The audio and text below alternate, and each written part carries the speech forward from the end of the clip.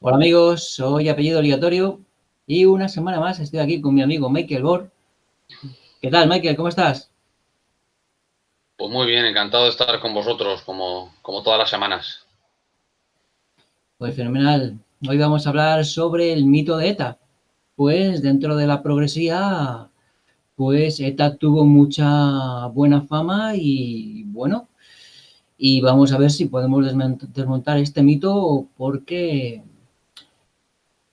no está bien que siga haciendo daño en las mentes de tanta gente ingenua que se ha creído todos los mitos de la... Y bueno, ¿cómo quieres enfocar este tema? Bueno, lo primero que quería decir está puntualizar un poco lo que has dicho. Por supuesto que hay mucho ingenuo y que ha sido un mito en la izquierda, eso por supuesto, pero también lo ha sido en la derecha, por precisamente lo contrario. Es decir, para la izquierda han sido en todo caso unos luchadores con más o menos moderación a la hora de defender sus barbaridades, ¿no? Pero la derecha, desde luego, ha sido como el malo malísimo que parecía que era, no sé cómo decirte, el anzuelo han picado en ambos lados de esta historia, ¿no? Es decir, a la izquierda como una especie de héroes o patriotas, en todo caso extraños, y para la derecha, pues como ese monstruo, en fin, autónomo que anda solo, ¿no? ¿no? Andan tan solos. Aquí vamos a mostrar cómo ese mito, realmente para las dos partes del binomio, izquierda-derecha, pues es falso desde el primer momento en que ETA nace de la CIA.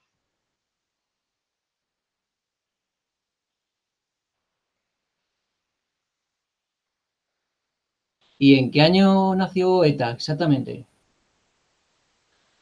Bueno, en realidad ETA, como bien dice Iñaki Recarte, que es este señor que hace ya años se arrepintió de haber entrado en esta secta en fin, no sé cómo definirlo, cabezas huecas dirigidos por políticos, siempre, y por la CIA. Eso en última instancia ETA es un invento subversivo de servicios secretos occidentales. No tiene nada que ver con ningunos antisistemas espontáneos. Eso, yo no sé quién ha podido ser tan ingenuo de creer eso realmente alguna vez. Pero bueno, ha habido, como bien decía Iñaki Recarte, decía, es una marca que se han ido pasando unas generaciones a otras. No es lo mismo, en esto también coincide Lobo, por ejemplo, el gran espía español que se infiltró en ETA. No es lo mismo la ETA que empezó en los años 60, que es cuando empieza este tema, aunque tiene siempre unos antecedentes, no empieza en un día concreto ETA, ¿no? Pero bueno, luego, por supuesto, están las generaciones de los años de plomo, luego los 90, que tuvo también su cierto apogeo, y luego ya la cosa empieza, sobre todo a finales de los 90, ya empieza a ir a cuesta abajo. También analizaremos ese declive y a qué se debe, ¿no? Hasta el momento actual en que siguen tirando del asunto, pero de otra manera. Ahora ya es totalmente, lo han blanqueado totalmente, es otro partidito más, igual que el PP, el PSOE y cualquier otra banda de mafiosos. ETA tiene su lugar en las instituciones, ¿no? Pero eso es una evolución desde sus principios, entre comillas, hippies en los 60, 70, hasta lo que es hoy. No tiene nada que ver, cada generación ha sido completamente diferente, neta. Pues sí, actualmente los de ETA son neomarxistas y están a favor de la ideología de género y del feministalinismo.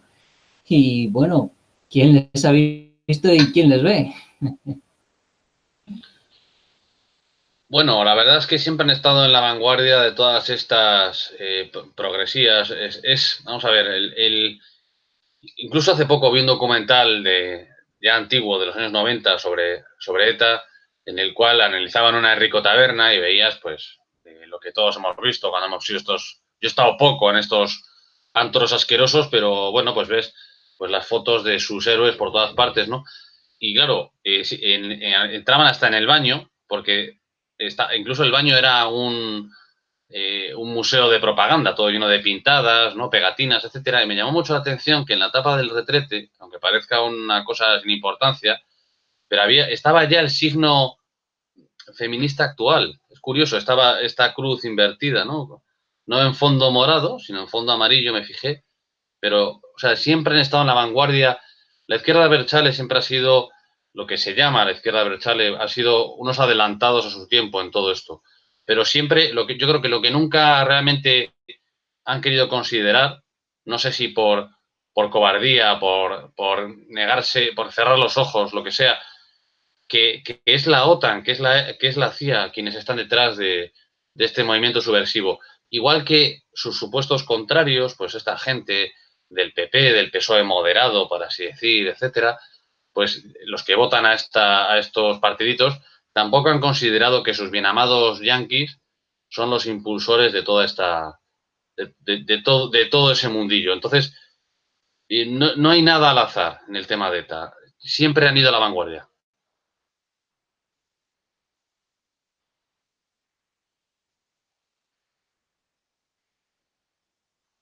Pues esa ETA de ser, para estar controlada por la CIA, porque me cuentas que fue creada en los años, ¿será esta CIA o fue después o dentro de ETA? No, perdón, no te he entendido bien la pregunta. ¿La CIA estuvo dentro de ETA o se infiltró en ETA en una fecha más o menos No, determinada? no. Vamos a ver. ETA es fundada por servicios secretos extranjeros occidentales. Ahí tuvo poco que ver. No sé si te acordarás, siempre nos convenían con el camelo de que la Unión Soviética estaba detrás del asunto y tal. No, es la OTAN en general. Es, todos sabemos a qué países nos estamos refiriendo. Francia, por supuesto, ha tenido también un papel protagonista porque ETA nace en un marco Sí, concreto de una lucha subversiva entre Francia y España por el control de Marruecos e incluso en un intento de desestabilizarnos mutuamente. Ya en el franquismo, Franco pues tenía su pulso con la República Francesa, sobre todo por el tema de Marruecos. Entonces ellos intentaban meternos el dedo en el ojo donde podían, con los refugiados que tenían españoles, ¿no? Exiliados en Francia, sobre todo en el entorno de los Pirineos, en el País Vasco francés. Entonces usaban a esa gente para desestabilizar a España y nosotros utilizábamos pues a los movimientos independentistas marroquíes y argelinos, sobre todo argelinos, conectados con una disidencia militar francesa muy fuerte, como era la OAS. Entonces, había ahí una guerra sucia entre España y Francia que venía desde mucho antes siquiera de que se empezara a hablar de ETA.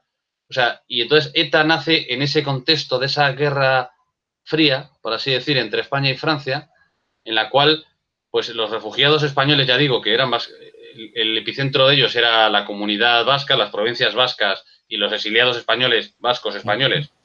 Bueno, perdón, el País oigo, Vasco está entre dos perdona. países. Sí. Espera, Mike, que se ha habido un pequeño corte y no se ha entendido el principio de la fase, que es Ah, vale, fundamental. perdona. Que entonces, ETA, ¿quién crea ETA entonces? ¿Fueron los franceses o la Sí, es que OTAN? no sé ¿Cómo dónde nos fue? hemos quedado. Yo lo que quería decir es que, vamos a ver, ETA se marca, es que no sé dónde nos hemos quedado, se marca en una especie de guerra fría entre España y Francia. ¿Vale? En los años ya primeros del franquismo, como las cosas no salieron como los aliados querían en España, porque ellos querían que ganara el Frente Popular, lógicamente, y hicieron todo lo posible, hasta meternos barcos de guerra por la ría de Bilbao, lo hicieron de todo, pero fracasaron. Ganó el Ejército Nacional, entonces España defendió su soberanía, con Franco o sin Franco. Eso ahora es lo de menos. A la República Francesa siempre le ha interesado, y ahora siguen en la misma tesitura, en más tesis, y controlar a España. Entonces, una forma de controlar a España era utilizar a los refugiados españoles que tenían en su territorio y que estaban, sobre todo, los más organizados eran pues, los exiliados vascos, sobre todo, hacían un poco de, no sé cómo decirlo, de masa crítica, ¿no? Porque además Pues el País Vasco está dividido entre dos. ¿Se oye bien o...? a veces se corta y entonces Pues si no podemos hacer una cosa, visto. ¿por qué no lo grabamos sin directo? Es una opción. ¿Cómo se puede hacer? Pues no lo sé. Pues por Skype o no sé, es que no sé cómo. Pero vamos, lo digo porque probablemente el directo sea lo que está lastrando la conexión. No lo sé.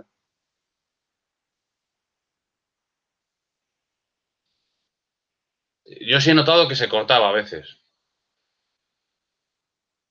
¿A quién? Ya te digo, el sonido se Sí, pierde bastante a no sé si menudo y ahora mismo se te ve hablar, pero no se te oye. Claro, es que es lo que te digo, que yo creo que la conexión, el directo está lastrando los. Yo creo que el directo está lastrando el vídeo, la conexión que Sí, tengamos. ¿tú por qué crees que es? No sé yo si es porque tengo una cámara que me he comprado nueva, que es de alta definición y a lo mejor está consumiendo muchos recursos. ¿A cambio? Puede ser, cámbiala, cámbiala. Vamos a probar.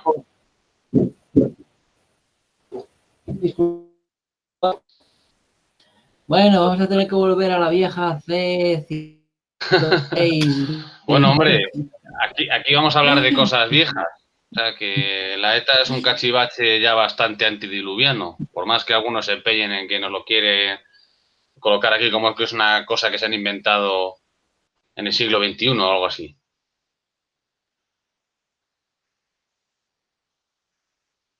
Ya no sé si estoy solo. ¿Estás aquí o...? Sí, bueno, ¿me oyes? Sí, te oigo. Vale, ya he puesto la antigua de baja definición. Cuervo A llamando a ver águila. si se me ve. De momento no te veo, A ver, pero te presiento. pues aquí tenemos esto. Y bueno, ahora se me oye. Sí, Ahora qué tal, bien. sí. Vale, pues bueno. Los Siempre nos pasa viejos algo. y más. ¿Eh? Que digo que siempre nos pasa algo. Pero bueno, la Sí. audiencia es fiel, menos mal. Pedimos perdón Bueno, públicamente. Hay que pedir perdón al pues estilo entonces íbamos. borbónico. Pues bueno, pues íbamos que el Estado francés y el Estado español, a ver, las guerras estas ancestrales que han tenido siempre, pero que a raíz de que ganase Franco y perdiese el Frente Popular, que era el favorito de Francia y de Inglaterra, pues como que se acrecentó, vamos, que estos los de la OTAN, que son Francia, Inglaterra y Estados Unidos, sobre todo, pues intentaron meter mano en España o influir por medio de ETA, ¿no? Sí, en realidad, bueno, es un poco más complejo que eso en el sentido de que, por ejemplo, Francia, que la has nombrado, tiene aquí un papel. Francia es un país, es un estado también.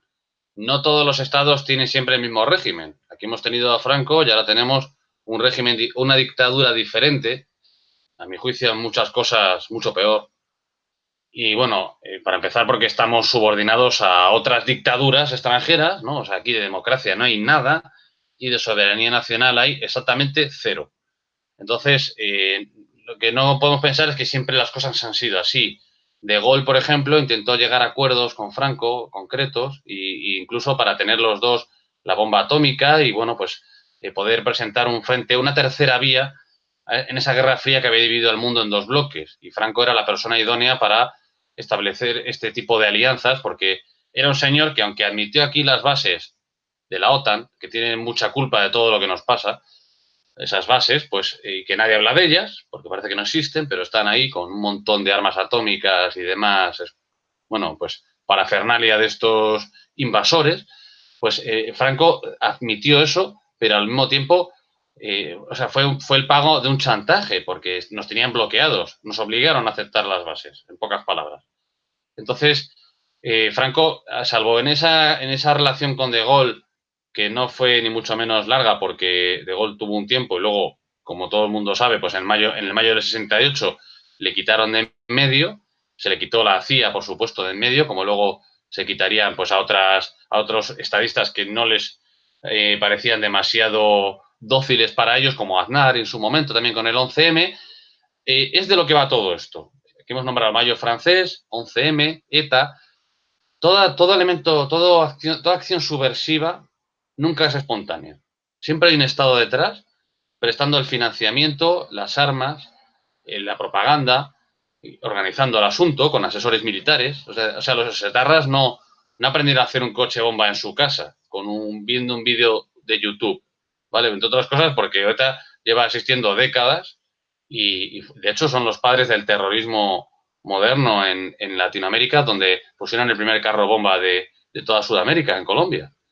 Entonces, la historia de ellos es larga, pero no empieza en una cosa espontánea. Se enmarca en una guerra no solo entre Francia y España, sino entre las potencias occidentales y España, pero más en concreto entre Francia y España, una guerra en la cual no se libraba solo en los Pirineos, sino también en África, y se sigue librando, de hecho, por ver quién es el que lleva la batuta en el Magreb, quién puede desestabilizar al otro, ¿no? Pues los pulsos que se echan los estados, más cuando son vecinos, y entonces pues España, ya digo, tenía en su mano, y la sigue teniendo, la amistad con Argelia para presionar a Marruecos y a Francia en su momento, y a su vez, pues Francia siempre ha tenido más mano en Marruecos que nosotros, y a su vez siempre han utilizado a los refugiados españoles en Francia, en su momento, cuando después de la guerra civil, cientos de miles de españoles huyeron al país vecino para empezar una nueva vida allí. Por cierto, les trataron fatal, luego les fueron admitiendo mejor en la sociedad francesa, pero al principio les tenían en campos de refugiados y demás. Bueno, pues eso fue el germen de toda una disidencia que controlaba Francia directamente y que la utilizaba para presionar a España, en concreto a la dictadura de Franco en ese momento, y Franco se defendía pues utilizando Argelia y utilizando a la disidencia militar, como fue la OAS, que fue un movimiento militar terrorista en Francia muy importante, que puso en jaque al Estado francés. Entonces, es una guerra de cloacas en la cual, en un momento dado, coge fuerza una marca, un determinado entorno, un ámbito social que es pues el de los refugiados, estaban a un lado de la frontera, al otro, que es que es donde empieza realmente el mito de ETA. Muy bien. Y entonces empieza por los años 60, porque creo que De Gaulle perdió el poder en el 68, en el 69, ¿no? Sí, y es precisamente el momento en el que ETA hace su primera acción terrorista en suelo español. Matan a un guardia civil en un control de carretera. Fijaos la ingenuidad de esos tiempos. Una pareja de la Guardia Civil que está, no sé si en Guipúzcoa o en Vizcaya, haciendo un control de carretera en un puente. Y uno está a un lado del puente, uno de los guardias, y el otro está al otro lado del puente. Creo que se apellidaba Pardines, uno de ellos, el que muere. Total, que viene un comando de ETA que en un coche, dos tíos, le disparan a uno de los guardias y se van. Pero un camionero que pasaba por allí, al ver aquello, se bajó del camión desarmado, inmovilizó al etarra que había disparado, a uno de los integrantes del comando, y le consiguió detener él solo. Luego creo que se metió a Guardia Civil. El otro creo que consiguió escapar, pero luego acabaría ese mismo día muerto por la policía en un enfrentamiento a tiros. Ese fue el primer atentado de ETA. Pero quiero poner de relieve esa ingenuidad, ¿no? De que la policía ni siquiera iban en parejas, porque era un país muy seguro, España. Casi no había acciones armadas de ningún tipo. Y todas estaban relacionadas más que nada con la delincuencia común, no con un movimiento terrorista. No existían. Pero Francia, bueno, vamos a llamarlo Occidente, para ser más exactos, estaban muy interesados en que empezara a capitalizar un movimiento subversivo a mano armada que sabían que podía prender precisamente en Vascongadas, en Navarra y en las provincias vascas. Y entonces, tras esa primera acción, que fue precisamente en el 68, el mismo año mayo del 68, en París, otro movimiento de la CIA, ¿no? Pues a partir de ahí empieza una acción realmente armada, casos aislados, todavía no se atrevían a hacer grandes acciones, De hecho, lo de Carrero Blanco también fue inesperado en ese sentido, porque no se esperaba que tuvieran esa capacidad de hacer una acción de ese calibre fuera, además de sus feudos vascongados. Pero bueno, ya empiezan a hacer acciones, lo cual va a traer una espiral en la que luego ellos han justificado de acción-respuesta. Es decir, hacían una acción violenta y entonces la policía hacía otra o 20. Es decir, empezaban a detener gente, había torturas, sí había palizas para sacar información, etcétera. La policía en esos tiempos eran muy ingenuos también, igual que los propios etarras, también muy brutos, y no tenían casi medios. No había una ciencia policial tan desarrollada como ahora. Era más bien, pues se usaba mucho el jarabe de palo, y entonces eso va a traer un refuerzo propagandístico para ETA de decir, ¿veis? Nos están torturando. Entonces, eso va a jugar una importantísima, va a tener una importancia en la historia, porque ellos siempre van a poder acudir a que la policía les daba leña y además a veces a no terroristas. Y esa leña, esa represión que la policía desde el principio efectuó incluso contra gente que no tenía nada que ver con el asunto, les dio a ellos fuerza también. Incluso la propia violencia. La violencia es un acto, es una propaganda directa, muchas veces, es nociva, por supuesto, para los que tenemos dos dedos de frente, pero es muy directa, entonces cala mucho en la población. Entonces, sobre todo porque causan alarma social. La gente se fijaba en las acciones violentas y además porque veían que era posible enfrentarse al régimen, coger una pistola y disparar a la Guardia Civil. Parecía fácil, ¿no? Entonces, o poner una bomba en un sitio. Entonces, al principio lentamente, pero con una cierta consistencia, van poco a poco comiendo terreno a lo que era el Estado de entonces, le van pisando terreno, van consiguiendo adeptos por todo esto que estoy diciendo, el fenómeno de la violencia, la represión policial, todo eso juega al final a favor de los subversivos, a favor de ETA.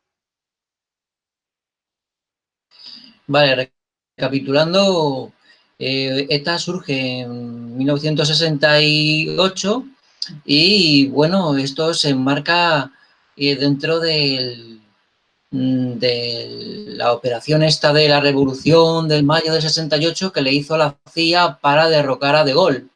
Porque como De Gaulle era independiente de la OTAN y quería salirse de la OTAN, y como tú dices, formar un frente con España independiente, ¿sabes? Una tercera posición, pues entonces los de Inglaterra y Estados Unidos pues le hicieron lo del mayo del 68 a De Gaulle para quitárselo del medio, y una vez quitado De Gaulle del medio, Francia volvió a entrar en la OTAN, ¿no?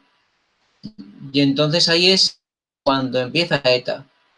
Entonces me cuentas que los primeros atentados pues fueron así como bastante improvisados, como ese que me cuentas del puente, que fue que vamos, que hasta un civil pudo apresar a uno de los etarras, pero que vamos, lo de Carrero Blanco fue en el 75, ya habían pasado 7 años, pero bueno, se dice que lo de Carrero Blanco se produjo el atentado entre la Embajada de Estados Unidos y el cuartel general de los jesuitas en Madrid, ¿no?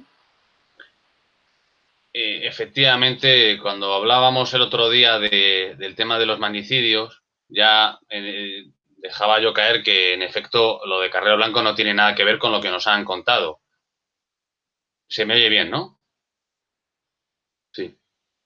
Vale, pues en efecto, el atentado de Carrero Blanco es una conspiración del Estado, no del Estado de la autonomía vasca, ni mucho menos, es del Estado español, del Estado franquista, que se carga a su propio presidente. Es decir, sectores del propio régimen conspiran con la CIA para cargarse al que entonces era el presidente del gobierno.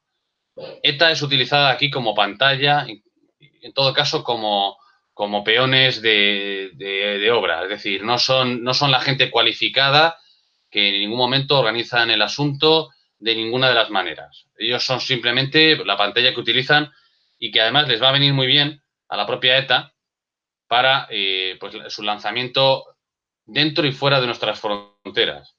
Hablábamos del fenómeno de la violencia, que es una propaganda súper directa, Y claro, el cargarte al presidente del gobierno y además de esa manera tan espectacular, nadie se lo esperaba. Ni siquiera yo creo que en el propio entorno de ETA se esperaba una maniobra de ese calibre, ni los más idealistas, digamos, los más optimistas en el tema de la subversión, yo creo que pudieron pensar nunca cobrarse una víctima de ese calibre. Pero es que era la CIA la que estaba detrás del asunto, servicios secretos occidentales y, por supuesto, el propio Estado franquista que pone a los pies de los caballos a su propio presidente, porque una gran parte de ese régimen ya estaba de acuerdo con la CIA, ya estaban de acuerdo con... Bueno, pues tienen unas luchas intestinas ahí que sería ahora muy largo contarlas, pero que es la España de esa época, que no es un solo franquismo, es un régimen de varias cabezas, y bueno, pues llegan a un acuerdo entre varias facciones dentro del régimen con la CIA para cargarse a Carrero Blanco. Hablaba de la ingenuidad de esta ETA primigenia, porque es una ETA nacida, dicen que nació en una sacristía ETA. Yo creo que esto es, bueno, tiene mucho que ver con los jesuitas, por supuesto, tiene mucho que ver. Los jesuitas están, la cuna de la orden es Guipúzcoa, de hecho, en concreto Loyola. Luego, tiene mucho que ver con el PNV y tiene mucho que ver, por supuesto, con servicios secretos. Y también con el ambiente universitario, que siempre es muy importante controlarlo. La CIA vio los que estaban aquí luchando contra el régimen.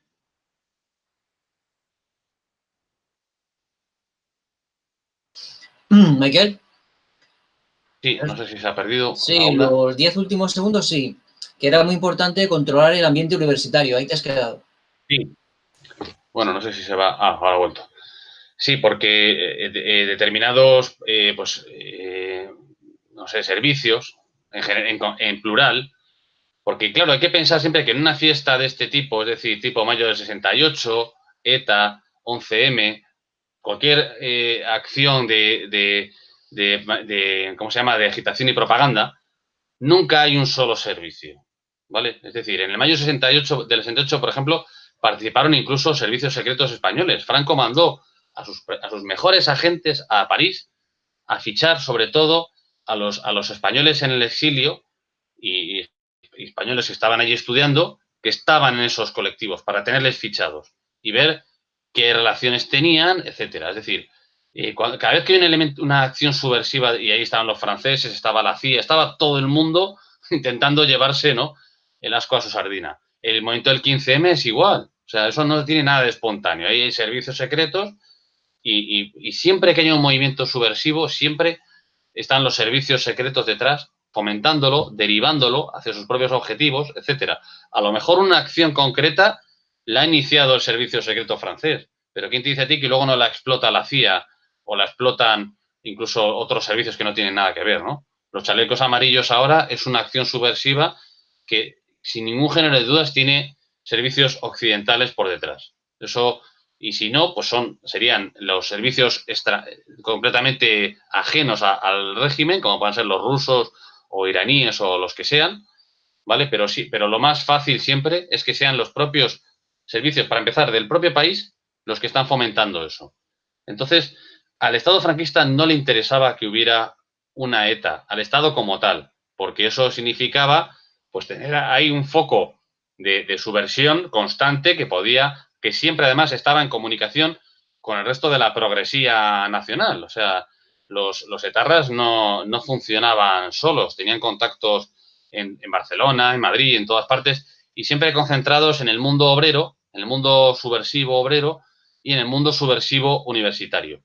Entonces ahí vemos como las células de etarras y comunistas de Madrid, etcétera, pues funcionan de maravilla para darse unos a otros apoyo y los comunistas madrileños estaban dando apoyo logístico al Comando Madrid, por ejemplo, que se cargó, en teoría, a Carrero Blanco. O sea, ahí no hay nada al azar, pero por detrás de eso están los servicios siempre. Es lo que quiero que quede claro desde el principio, porque si no, no se entiende esto. O sea, ETA, sin el CNI, la CIA, los servicios secretos franceses, etcétera, es que ni existiría. Es que hay que dejarlo así de claro. Yo entiendo que los batasunis, pues esto les hace daño, porque claro, ellos su película la tienen muy bien montada, y entonces ellos luchan contra la OTAN y luchan por los movimientos de los pueblos y demás, pero es falso. O sea, ellos puede que lo piensen, pero es una auténtica utopía dentro de lo que de verdad están haciendo. Están completamente controlados, como antes lo fue el mayo del 68 en Francia, o como ahora lo son los chalecos amarillos en Francia. O el movimiento del 15M o del 11M. Toda acción subversiva tiene siempre su reflejo, su origen y su manipulación en los servicios secretos. Siempre. Entonces, pues allá por los años de la transición, dejando a un lado lo de Carrero Blanco, que ya sabemos que no fue ETA, pero hubo muchos asesinatos de militares por parte de ETA, según se contaba. ¿Esos asesinatos eran por parte de ETA o tampoco? Bueno, ya sé que me has contado que detrás de la ETA estaba la CIA, pero ¿qué ocurrió en los años, son los años de plomo, los años 80, ¿no?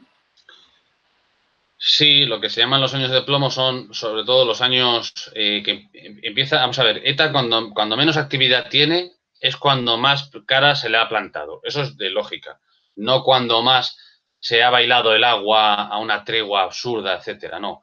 Toda guerra siempre contra terroristas se gana enfrentando a los terroristas, no negociando con ellos ni no haciendo nada, que es lo que hizo Suárez en este caso concreto, soltándoles incluso con una amnistía total que hizo poniendo a asesinos que acaban de matar en la calle, algunos no habían sido ni juzgados, ha habido crímenes que se han quedado sin juicio porque estos personajes de la izquierda, en fin, del PSOE, pero sobre todo de la propia UCD, es decir, la propia derecha española, supuestamente derecha, fue la que más daño hizo desde el principio a esta lucha porque se rindieron con armas y bagajes, es decir, no son los que dejaron asesinos en la calle, sino que luego, pues en efecto, no parecía como que estaban compinchados con ellos para doblegar al ejército. Ese era el objetivo.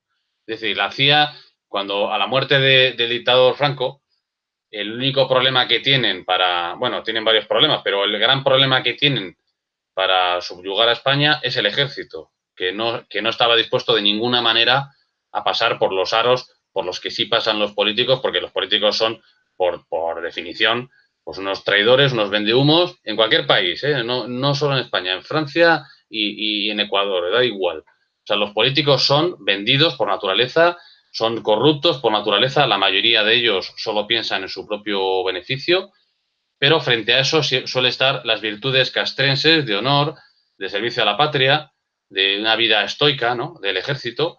Y entonces el ejército suele ser el gran talón de Aquiles de los servicios secretos en general, que no pueden pasar por encima normalmente de estos cuerpos de honor. Y entonces en España había que hacer una poda, había que cargarse a los principales generales, oficiales, incluso soldados, que para poder que entrase mejor pues todo este tema de las autonomías, de la monarquía esta corrupta que tenemos, los partiditos, etcétera, ¿no? Para entrar en la OTAN. Es decir, es que por definición, si un ejército extranjero como es la OTAN está presente en España y controla España, lo único que le sobra a ese ejército es que haya otro ejército en ese país, aunque sea el español. Pues lógicamente, en España, ¿qué ejército va a haber? ¿No? Necesitaban doblegar al ejército y eso lo hicieron a bomba y a tiros. No es casualidad que, bueno, apenas 10 años después de la muerte de Franco ya estamos en la OTAN integrados perfectamente. Esa ola de asesinatos, esos años de plomo, tuvieron por objetivo doblegar al ejército.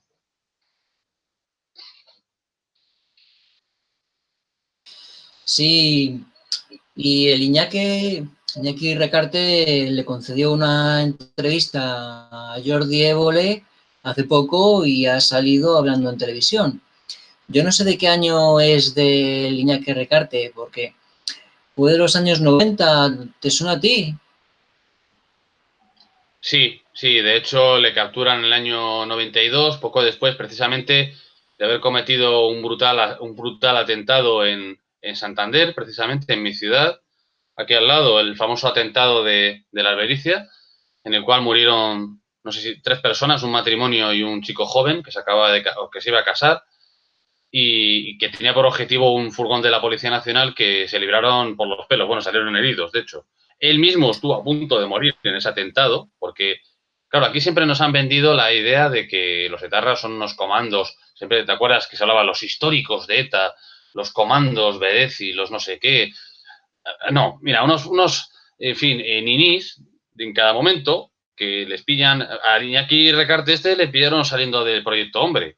O sea, acaba de salir de la heroína. El pobre, realmente, no sabe ni dónde tiene la cabeza. Él lo ha reconocido. Y claro, con 18 años te dan una pistola, te dan un sueldito y te dicen que eres un héroe y que lo único que tienes que hacer es ir por ahí a cargarte gente, y si tienes la poca cabeza, ¿no? La inmadurez, como él lo decía muy bien, ¿no? En ese momento de caer en eso, pues es muy fácil que a esas edades, no solo bueno, él era de Irún, creo, él es de Irún, gracias a Dios todavía vive, sino que, bueno, aquí mismo en Santander, te saco 40.000 chavales de esos en 2 tardes, que me ponga. O sea, es que es la edad de hacer locuras y casi todos empezaron en esas edades tontas, 17 años, 18, 20. Entonces, y efectivamente, él es de la, digamos, tercera generación, por decirlo así, de etarras. No tiene ya nada que ver con la primera, ¿vale? Ahora, en los 2000, pues ya vendría la cuarta ya y última, que ya es como la más cutre, si se quiere, ¿no?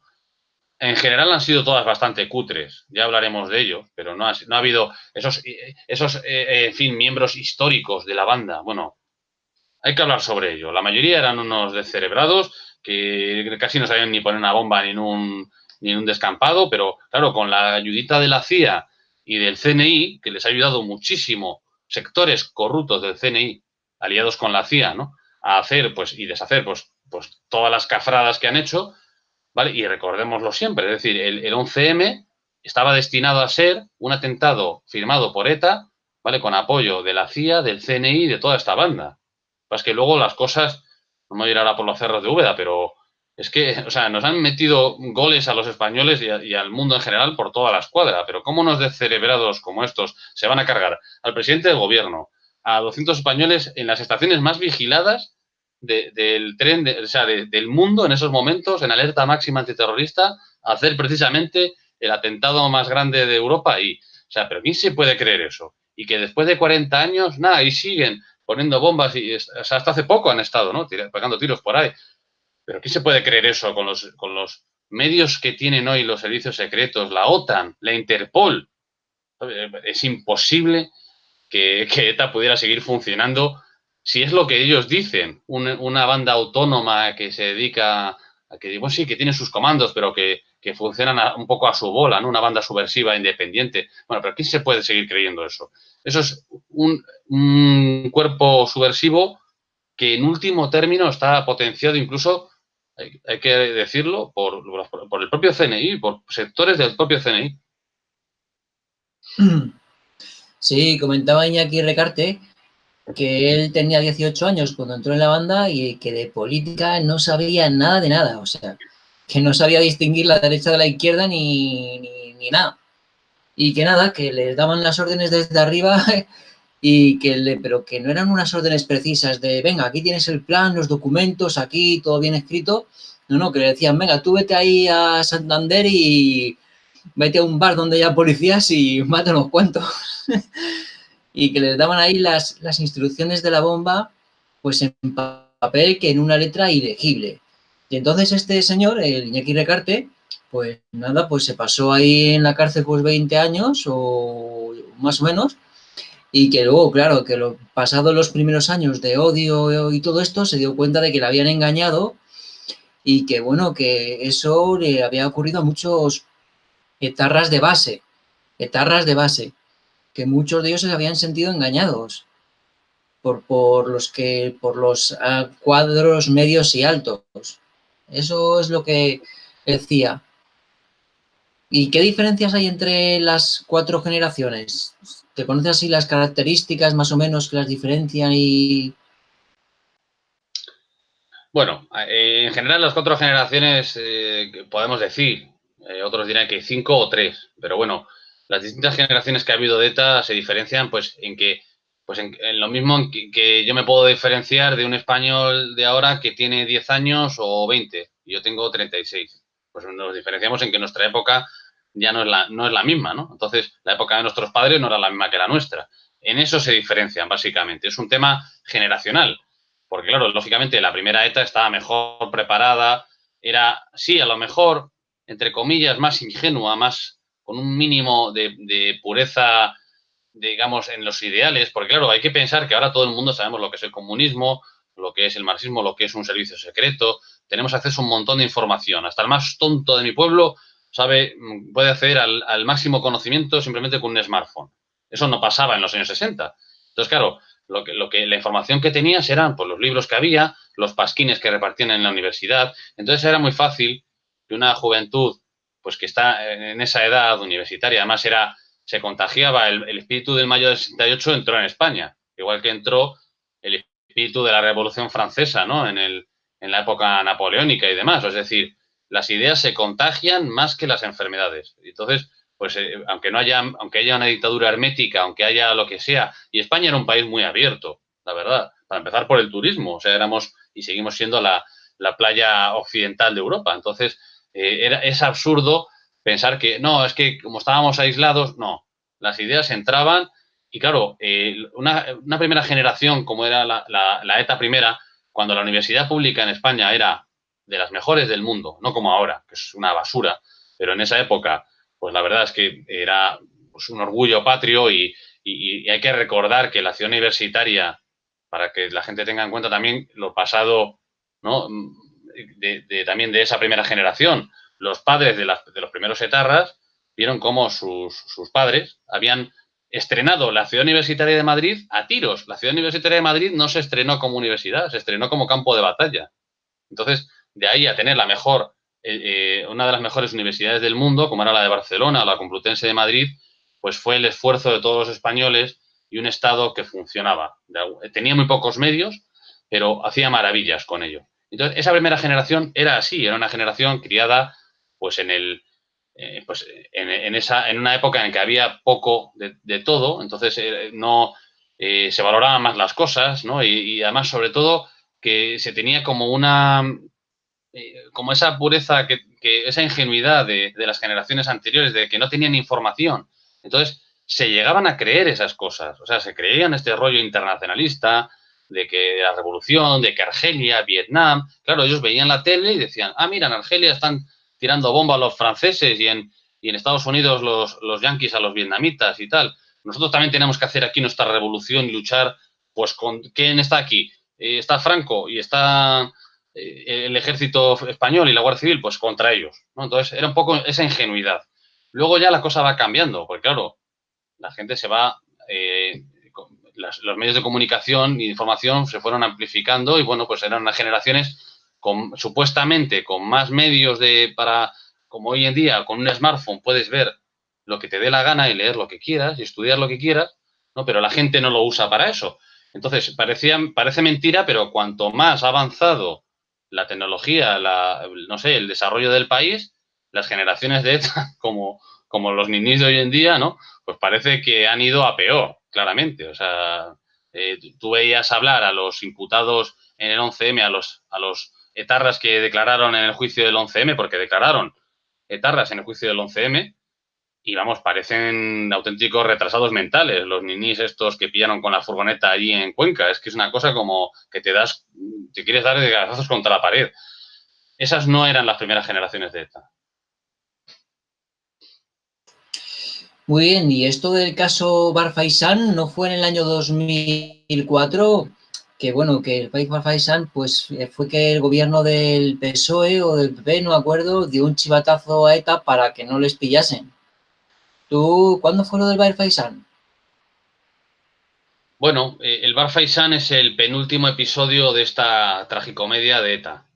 Es un caso de corrupción en el cual está involucrado directamente Rubalcaba y sus mandos policiales.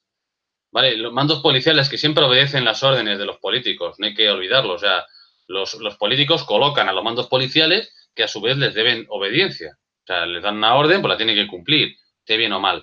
Se pueden revelar porque existe ¿cómo se dice? La debida disciplina, ¿no? O sea, que tú no tienes por qué acatar órdenes que son...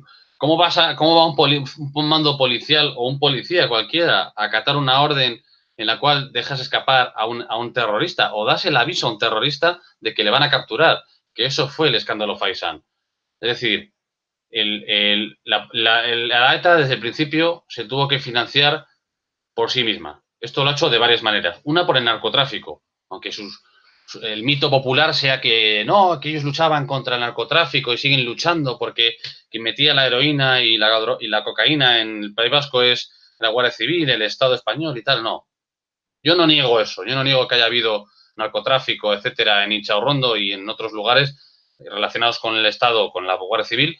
No lo niego porque parece que es más que, vamos, es una cosa más que demostrada, pero es que la ETA también son narcotraficantes y han comprado armas, por ejemplo, en Italia con dinero de la cocaína, con cocaína directamente, sin vender, como la que porque se descarga aquí en España, en las rías de Galicia.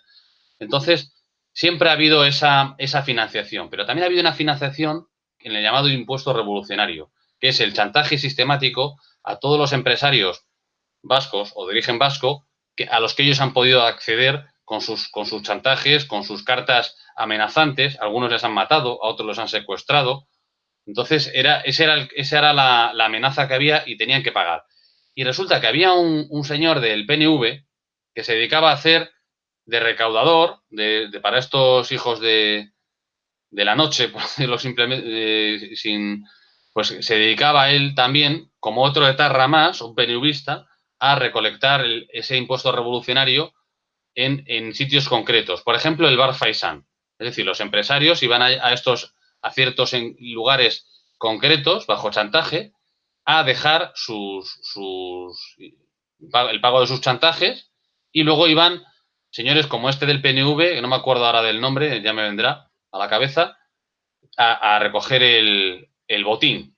¿Qué pasa? Que en una de esas, cuando ya les van a capturar y se va a hacer un escándalo gordísimo porque se va a ver que el PNV está recogiendo el dinero de ETA en plena negociación de Zapatero con la ETA en un bar, están recogiendo el dinero de estos mafiosos, claro, como eso iba a romper el diálogo con ETA y se iba a ver lo que era el PSOE, lo que era el PNV, lo que es toda esta banda, pues alguien de Interior llamó a este señor del PNV, a este sinvergüenza, para decirle, oye, no se te ocurra ir al bar Faisán, que te están esperando allí, te van a detener, como vayas vas a la cárcel, se va a ir la negociación a la mierda, no vayas. Y el otro se queda tan sorprendido que lo que hace a continuación, el idiota de él, es que llama a su vez a un compañero suyo y le dice, joder, ¿no sabes lo que me ha pasado? Que me han llamado del Ministerio de Interior y me han dicho, o sea, me han llamado de la Policía Nacional y me han dicho que no se me ocurra ir al bar Faisán, que me están espiando, que me están, el chivatazo, vamos, como si fueran, no sé, parte de la banda, todos, o sea, el PNV, la policía, etcétera. Bueno, es una de las incontables veces en las cuales se ha visto la realidad de que el Estado está en todo metido con la ETA, en todo, desde el principio. Lo ha estado con Aznar, con Zapatero, con Rajoy, ahora con este otro idiota, con Suárez y con todos menos con Franco. Es el único que realmente desde el principio luchó sin ningún género de dudas contra ETA. Sí, eso sí, sectores de su propio régimen sí utilizaron a ETA o llegaron a acuerdos con ETA, como fue el asesinato de Carrero Blanco, que ahí había muchos personajes del franquismo metidos. Pero el caso Faisán es esto que te he dicho, se llama así porque el bar en concreto donde se iba a hacer esta redada se llama el bar Faisán y bueno, pues esa es la historia. Y es un escándalo, lo que pasa es que lo han tapado porque si seguían tirando de eso, se van a llevar por delante al PNV, a Rubalcaba, al PSOE, de negociación con ETA. Eran demasiadas cosas. Entonces, se arriesgaron a un mando policial altísimo, no sé si era jefe de la Policía Nacional, a hacer esa llamada que fue grabada por los mismos que estaban esperando al PNVista para detenerle. Grabaron todo esto. Entonces se enteraron de algo mucho más gordo que la operación en sí. En realidad fue mucho mejor el escándalo Faisán que lo que iban a hacer en la operación Faisán. No sé si me explico. Tiraron mucho más del hilo al final, porque se les vio el plumero a todos. Pues sí, vaya caso. Y bueno, lo del bar Faisán ocurrió allá cuando Zapatero, en el año 2004, que accedió al poder después de los atentados de Atocha, de los trenes de Atocha, pues llegó Zapatero y aparte de implantarnos todas las leyes de género y transhumanistas, pues empezó las negociaciones con ETA, dentro de las cuales queda el caso del Bar Faisán. Pero actualmente se han recuperado las actas de las negociaciones de Zapatero con ETA de aquellos años, del año 2004 para adelante, ¿no? Y cuéntame, Michael, que tú parece ser que te has leído las actas y ¿qué sabes de todo esto? Bueno, es que sí, las he ojeado más bien. Me llamó la atención alguna cosa, pero bueno, las están publicando y las está publicando precisamente un periódico que se llama Alerta Nacional, que os recomiendo a todos, en el cual, por cierto, yo he escrito algún artículo y bueno, los apoyo completamente. Es uno de los pocos periódicos decentes que quedan en España. Y también quiero aprovechar esta circunstancia para recomendar otro periódico más local, como es Euskal News, ¿vale? Es un periódico centrado en Bilbao y que ha sido censurado por el sistema, precisamente por denunciar la ola de criminalidad que la inmigración descontrolada, sobre todo de los famosos menas, de los menores estos, entre comillas, menores marroquíes, violadores, ladrones, asesinos, etcétera, que están desatando una ola de terror en toda Vizcaya, sobre todo en Bilbao, y también en San Sebastián, etcétera, y han sido también censurados. Entonces, Euskal News, ¿vale? Lo digo porque hay que apoyar a todas las iniciativas periodísticas que quedan, que no están bajo la censura del régimen. Esto sí que es un régimen, esto sí que es una auténtica dictadura, ¿vale? Y bueno, el tema de la negociación con ETA, para volver a lo que me preguntabas, pues en efecto, vamos a ver, eso sería muy largo ahora de contarlo en detalle, pero la negociación de Zapatero con ETA tiene todo que ver con el 11M. En el 11M, por más que nos han querido convencer de que no tiene nada que ver la ETA con el asunto, etcétera, bueno, yo, como la gente que seguía mi canal saben perfectamente, porque ahí lo expliqué con todo lujo de detalles y pruebas y datos, vamos a ver, el Partido Popular y la ETA, o sea, el gobierno de entonces, que era del PP, no era del PSOE, era del PP, y la ETA, ¿vale? Prepararon con muchos años de antelación lo que luego fue el 11M. Eso yo lo he demostrado, por activa y por pasiva, y aunque suene surrealista que el Partido Popular de Aznar y la ETA de entonces, que existía todavía como banda terrorista, etcétera, pues que cómo pudieran... claro, la gente cuando cuentas esto alucinan. Pero es que, vamos a ver, si empezamos por el principio de que la ETA es un movimiento armado y propagandístico que viene de la OTAN, pues lógicamente pues nada ya nos puede sorprender, porque eso significa que el PP también es un brazo político de la OTAN, el PSOE también, el PNV también, Esquerra Republicana, por supuesto que también, el Mundo Abertzale, todo eso está en la misma dictadura, ¿vale? ¿No? Yo sé que puede sorprender, pero es así. Entonces, hay un hilo conductor entre el 11M y esa negociación de ETA, con ETA de Zapatero y de Rajoy, porque algo muy sucio pactaron en ese momento, que ahora lo estamos viendo, todo lo que es liberar a los presos, anexionar Navarra, tener todas las competencias, o sea, la independencia ya total, tendrán un ejército propio también, cosa que es una auténtica locura, ¿no? Pero bueno, todos esos pactos a los que llegaron antes del 11M. El 11M que hicieron todos juntos. Esa es la verdad del 11M. El 11M es un atentado de Estado. Lo ha hecho la OTAN, ¿no? En connivencia con su propio Estado vasallo, que es España, y por supuesto que con la ETA, etcétera. Entonces, todos están unidos, como decíamos el otro día, son compañeros en el crimen, ¿no? Partners in crime. Entonces, esa negociación de Zapatero es la continuación de otra anterior. Entonces, no hay nunca un punto y aparte en esta relación entre ETA y el Estado. Siempre han estado en connivencia, siempre. Y siempre, por supuesto, que ETA se ha cargado o ha intentado matar o ha hecho o ha atacado a las personas concretas que lesionaban los intereses de la dictadura que tienen en España.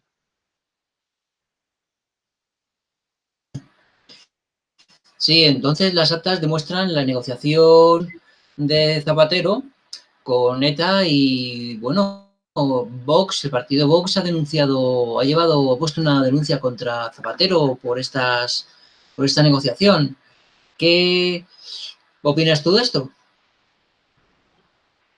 Bueno, a ver, Vox, como todo el resto de los partidos estos, sale también del cojón izquierdo de la OTAN, entonces no nos puede sorprender que hagan también y actúen en cualquier barbaridad, como por ejemplo seguir financiando y subvencionando el movimiento LGTB en Madrid en fin, y haciendo la vista gorda en un montón de temas y mareando la perdiz. Vox es el papel de Vox en todo esto es muy sencillo y os lo voy a explicar en un minuto. El Estado siempre necesita un malo malísimo, siempre. Entonces, antes lo tenían con ETA, por eso les venía a todos de perlas que hubieran esos cabrones ahí, no sé, armados, locos, que mataban a la gente, que secuestraban, que decían barbaridades, ¿no? Luego cogieron a Podemos. Claro, cuando esa vaca dejó de dar leche, dijeron, ahora vamos a poner a estos coletosos aquí para que sean un poco el enemigo público y tirarles todos piedras, ¿no? Unos al Podemos y otros al PP. Entonces, bueno, ahí había, pues, siempre tienes algo a la que agarrarte, ¿no? Y ahora ya por fin han admitido ya del todo a ETA en las instituciones, a Podemos, a cualquier, en fin, cucaracha que pueda pasar por la calle, le ponen el sello, ¿no? Y ala, a chupar del cuento aquí con los demás y ya eres parte del Estado. Enhorabuena, te llames Otegi, Coletas o te llames Leticio Sesto, da igual, eres un nuevo funcionario de esta dictadura, ¿no? Pero claro, siempre necesitas un malo malísimo. Entonces han cogido ahora dicen, estos, la ultraderecha, ya está, ya tenemos una referencia, ¿no? Porque es un sistema tan absurdo, tan para retrasados mentales, tan inepto, tan corrupto, tan para idiotas absolutos, que siempre se mueve entre máximos, ¿no? O sea, o Podemos o el Leticio, o ETA o Vox, o sea, y ahí tiene que funcionar todo el mundo. Vamos a ver, si todo eso al final, todo eso al final, de una manera o de otra, lleva a la OTAN, lleva al nuevo orden mundial, a toda esta basura que está destruyendo Occidente. Entonces, es absurdo, o sea, es que todo eso lleva a lo mismo al final. Pero bueno, claro, los de Vox tienen que disimular como que están haciendo algo, porque los del PP ya ni disimulan. Entonces dicen, sí, vamos a meter a Zapatero en la cárcel. Bueno, me gustaría verlo.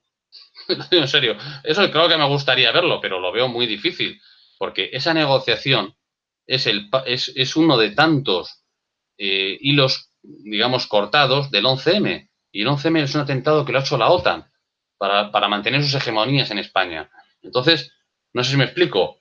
Es que todas esas personas que estamos aquí nombrando están con el poder. Entonces, no, el poder no va a perseguirse a sí mismo, a sus marionetas. Claro que la esencia de este sistema es la mentira, el engaño y el disimulo y bueno, que son maestros en el engaño. Y bueno, qué querrías añadir sobre este tema para finalizar? Hombre, es que, a ver, un tema tan largo como ETA en realidad, porque claro, aquí hablamos del mito de ETA y creo que estamos desvelando las principales claves. Para mí la principal, ya lo que definitivamente me abrió los ojos sobre lo que es toda esta historia es el hecho, y ya digo, y lo demostré con vídeos concretos y con pruebas concretas y por eso me cerraron el canal. No YouTube, lógicamente, sino, bueno, pues yo me imagino que el CNI o cualquier, en fin, no sé, es que no sé, no lo sé, porque como no me mandaron una carta certificada a mi casa, ¿sabes? De, oye, hemos sido nosotros, ¿sabes? Te jodes, porque te estás pasando ya. Yo sé que me estaba pasando, lo reconozco, por eso también he dejado el tema descansar y hasta he agradecido esa tarjeta amarilla, porque hay que agradecer que te saquen una tarjeta amarilla y no que te peguen una patada en el culo. Entonces yo, no sé cómo decirte, no, sé que me lo cerraron por eso. ¿Vale? Por demostrar que el 11M lo hicieron los de Aznar y los de Otegi, no unos u otros. Que esa fue el diferendo famoso del quién ha sido, de que si ha sido la ETA o ha sido el PP. No, ha sido la ETA y ha sido el PP. Entonces, yo lo he demostrado y de verdad, el que tenga dudas, le daré las claves para que llegue a ello. Yo no quiero que nadie tenga dudas. Yo quiero que la gente tenga los datos que hay. Entonces, yo creo que eso ya de por sí ya demuestra pues que todo esto, claro que es un mito gordísimo. Pues muy bien, pues si quieres lo dejamos aquí o querrías añadir algo. Yo, por mi parte, he visto las fotos de los podemitas de Pablo Iglesias, el Íñigo Errejón y el Monedero ahí, con el Otegi ahí, contentísimos de haberse conocido. Y bueno, qué asco.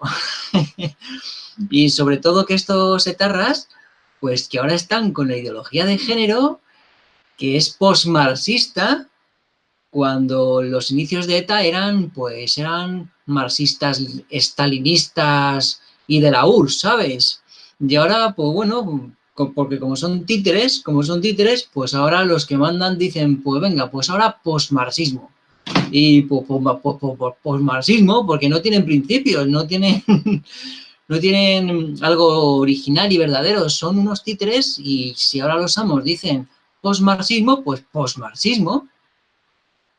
Y ahí están, en Navarra, los bilduetarras con los podemitas y los del Partido Nacionalista Vasco imponiendo el plan Escolae para pervertir a los niños y, bueno, castrar a los niños masculinos, empoderar a las niñas femeninas y, bueno, trastornarlos y, vamos, y instaurar ya la dictadura masónico-satánica descaradamente.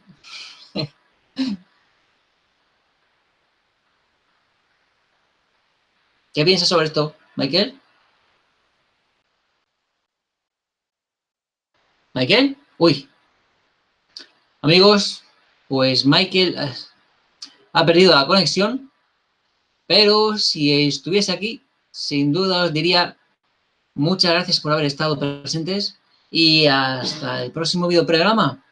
Y bueno, Michael, saludos, aunque no pueda responder, y nos vemos la semana que viene. Bueno, amigos, hasta la próxima ocasión. ¡Mua!